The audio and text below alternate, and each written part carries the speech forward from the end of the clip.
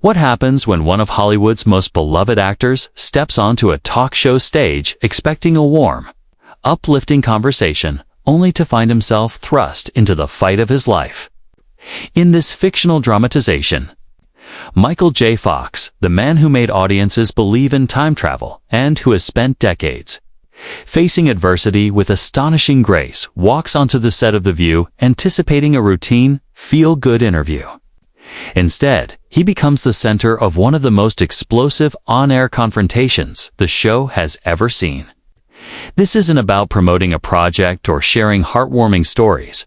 It's raw, unfiltered, and unexpectedly intense.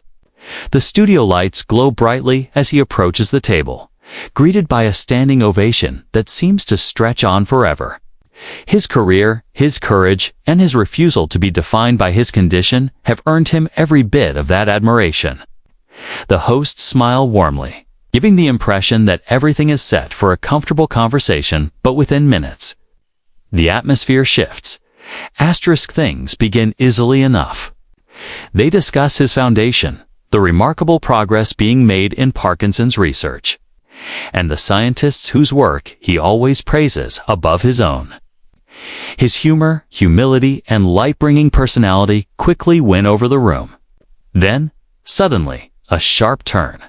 One host brings up an old, widely misinterpreted comment from years earlier, something long since clarified and left in the past. The change in Michael's expression is subtle but unmistakable. The easy smile tightens, a flicker of frustration flashes across his eyes, and he realizes this interview is not the one he thought he agreed to. He answers patiently, calmly walking through the context that had been stripped away by past media soundbites, but the host keeps pressing. Her tone shifts from curious to confrontational, pulling in other quotes, building a narrative that feels designed to corner him. The other hosts exchange uneasy glances. The one-swarm audience falls quiet. Michael tries to steer the conversation back to his foundation and the work that matters most. But the questions grow sharper, more rapid, as if every attempt to pivot brings another trap. Then a second host jumps in, this time not with questions, but with assertions. She tells him what he meant, what he believed, as though she understood his intentions better than he did himself. Something changes in him at that moment. The patience begins to fray. He leans in slightly, his hands steady on the table despite the tremor that never fully leaves him. And when he speaks, his voice is calm but edged with steel. He says he appreciates the platform and the chance to highlight issues that matter. But he will not sit there and be told what he believes. He knows his own mind, his own heart, and he will not allow anyone to rewrite his story for him. The host bristles, her voice rising as she argues that public figures have responsibilities, that words have consequences, that people cannot simply claim context when reactions turn negative. The tension thickens until the entire room feels suspended in it. What began as an interview has transformed into a confrontation. Michael doesn't retreat. He agrees that public figures carry responsibility, but reminds them that the media does. 2. Responsibility to report accurately, to maintain context, and to resist twisting someone's words purely for attention or controversy. In that moment, the temperature on set shifts again, and everyone watching knows they are witnessing something far more intense than the interview anyone expected. Michael spoke about how often his own words had been chopped up, rearranged and stripped of nuance until they implied things he never meant. And he pointed out that this happened to people everywhere, not just celebrities. Another host attempted to de-escalate, but it was already too late. What should have been a celebration of his work and his courage had veered sharply off course. And Michael, who had spent decades handling the media with grace, wasn't going to be steamrolled on national television. When the first host circled back to an old interview about stem cell research, framing it as if he had been pushing a political agenda, the shift in Michael's expression was unmistakable. This wasn't about him anymore. It was about the thousands of families waiting for breakthroughs. The scientists fighting for answers, the people who didn't have the luxury of treating medical research like a debate topic. His reply was steady but firm. Advocating for research wasn't political. It was human. When you're living with a degenerative condition, your future becomes tied to the progress of science. And if that made his advocacy political, then so be it. Asterisk, the host fired back, accusing him of using his platform to influence policy.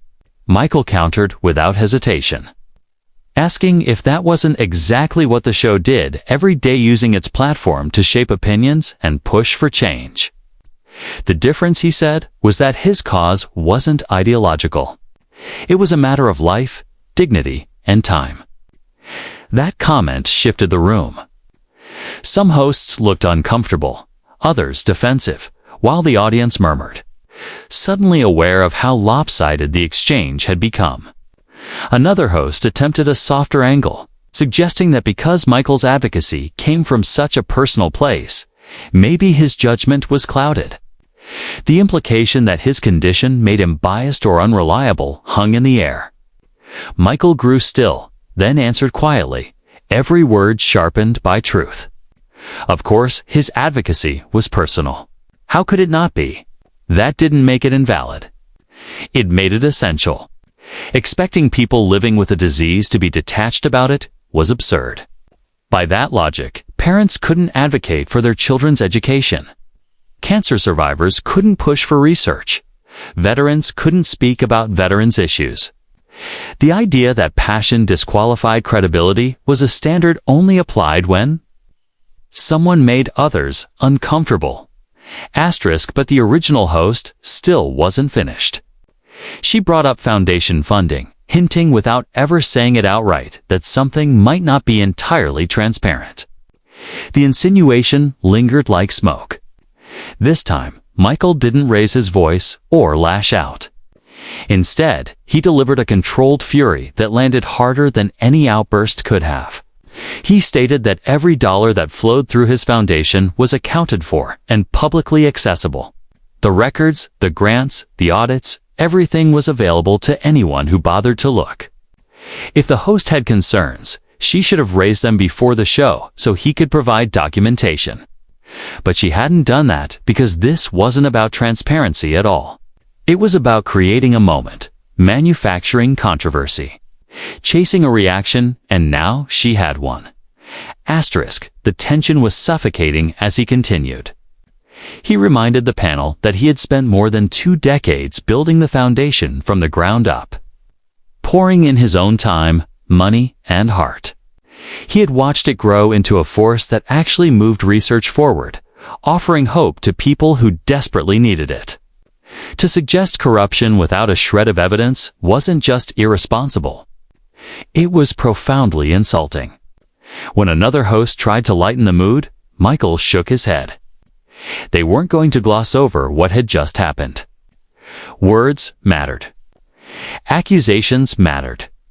You couldn't throw something like that into the air and then change the subject when it became uncomfortable.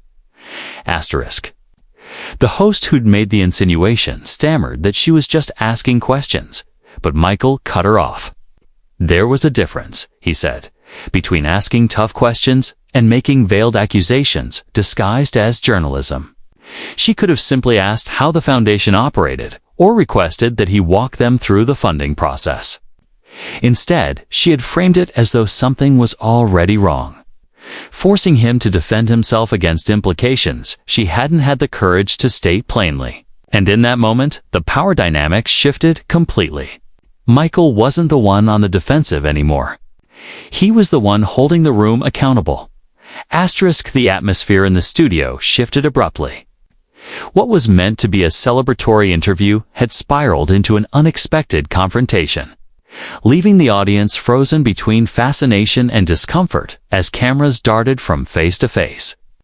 Michael spoke with steady conviction, insisting that this moment captured everything wrong with modern media's obsession with viral gotcha moments at the expense of genuine, nuanced conversation.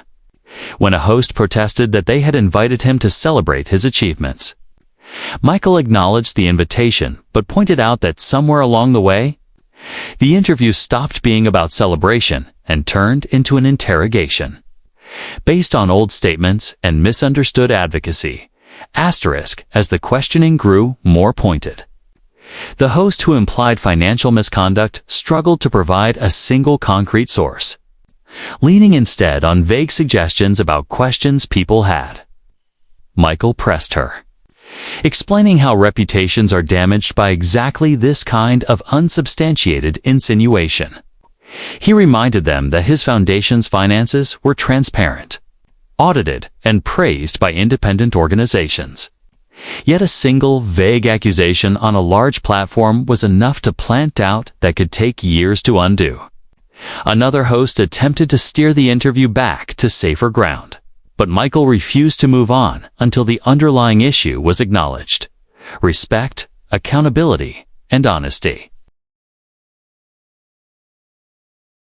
He spoke from experience, saying that in over 40 years of interviews, he had never walked out, never refused a question, and never lost his temper, not because he avoided tough topics, but because those conversations were rooted in fairness and fact. What happened here, he argued, wasn't scrutiny, but a smear disguised as a question. When the original host bristled at the suggestion she had an agenda, Michael said intent was irrelevant. What mattered was the impact of making serious public allegations without evidence. Dismissing the exchange as emotions running high, he added, trivialized the real problem, the erosion of standards in media. Michael went on to say that a real, good faith conversation about stem cell research or medical ethics required effort, preparation, and multiple perspectives, not a predetermined narrative being forced onto him. Anyone who took the time to research his foundation would find its financial transparency, detailed records, verified audits, and testimonials from scientists and patients whose lives had been changed. But research takes time, and it was far easier to toss out implications and see what stuck. By the end, the room was somber, the earlier excitement long gone. As the audience watched in heavy silence, the hosts looked exhausted, caught between wanting to defend themselves and knowing Michael had made valid points. The interview had spiraled far beyond what any of them anticipated. Michael took a breath and leaned back, and when he spoke again, his voice was quieter but no less powerful. He explained that he hadn't come on the show looking for a fight or carrying an agenda. He was there to talk about work that mattered to him, work that gave people hope and had the potential to change lives. Somehow, within minutes, it had turned into an ambush. He asked the hosts to consider why that happened and what it said about the current state of media and public discourse. One of the hosts, her voice small, admitted that maybe things could have been handled differently and the questions framed better. It wasn't quite an apology, but it was an acknowledgement, and Michael received it with a small nod. He said all he had ever wanted was honest conversation, hard questions asked fairly, challenges rooted in facts, not attempts to generate drama or score points. The host who had initiated the accusation remained silent, her expression shifting between defensiveness and remorse. Michael looked at her directly and said he hoped she understood why he reacted so strongly. When you build something from the ground up, pouring your time, energy, and identity into a cause meant to help millions, hearing someone casually imply corruption cuts deeply. It wasn't just an attack on him. It was an attack on every scientist, donor, volunteer, and patient connected to the foundation. Questioning its integrity without evidence didn't just cast doubt on him, it discouraged future support, undermined research, and potentially slowed the progress of treatments that could change lives. The stakes were real, he said, and the consequences of careless words were real. Another host tried to find common ground, saying that everyone could agree the foundation did important, meaningful work. Michael acknowledged her comment, but reminded them that good intentions didn't erase the impact of earlier accusations. The clip would circulate, the implication would linger, and compliments afterward wouldn't fully undo the damage. That was the nature of live television. Once something was said, it couldn't be unsaid. People might see the accusation, but far fewer would see the clarification or correction. In an era where moments are clipped, shared, and stripped of context, the first impression often sticks hardest. Asterisk trying to salvage something constructive. One of the hosts asked Michael what he hoped viewers would take away from the exchange. After thinking for a moment, he said he wanted people to think critically about what they consume, whether from talk shows, news programs, or social media. Don't accept things at face value. Dig deeper, verify information, and hold people accountable, especially those with large platforms. He also wanted people to understand that advocacy wasn't a dirty word. Using your voice for a cause you believe in isn't corruption or self-interest, it's engagement. It's responsibility. It's humanity. Society should celebrate people who use their influence for good, not tear them down with baseless suspicions. Asterisk addressing the audience directly. Michael encouraged anyone with questions about the foundation to look at the evidence themselves. Everything was available publicly: financial breakdowns, audit reports, impact summaries, independent ratings. People didn't need to take his word or anyone else's. They just had to look. One host thanked him for appearing despite how difficult the interview had become, acknowledging his passion and commitment. Michael replied that passion mattered, but so did facts and fairness. He would always fight for what he believed in, but he expected the same standards: accuracy, honesty, respect from the media. Asterisk the intensity of the conversation began to settle into something quieter, heavier. The explosive energy of earlier had evolved into a kind of tired understanding. Michael said he hoped this could be a learning moment for everyone, including himself. Maybe the silver lining was simply that it proved how much the issues mattered and how important it was to get things right. Finally, the host who had made the initial accusation spoke again, measured, careful. She said she heard him and would reflect on how she approached these conversations in the future. It wasn't a full apology, but it was something. Michael accepted it with a nod, saying that reflection and growth were all anyone could ask for. Asterisk as the segment ended, there was a sense that something significant had taken place. This hadn't been a typical celebrity interview gone wrong. This was someone pushing back against the casual character assassination that had become far too common in modern media. Michael had stood his ground, defended his work, and demanded accountability. Whether it would change anything long-term remained to be seen, but in that moment his message was unmistakably clear. The audience applauded as the show cut to commercial, but the applause felt different: respectful, thoughtful, and tinged with discomfort. They had witnessed something raw and real, something that forced them to reconsider the media they consumed and the standards they accepted. Michael sat quietly for a moment, composed and steady, embodying the idea that grace under pressure isn't just about staying calm. It's about standing firm in your truth even when the world tries to shake it loose.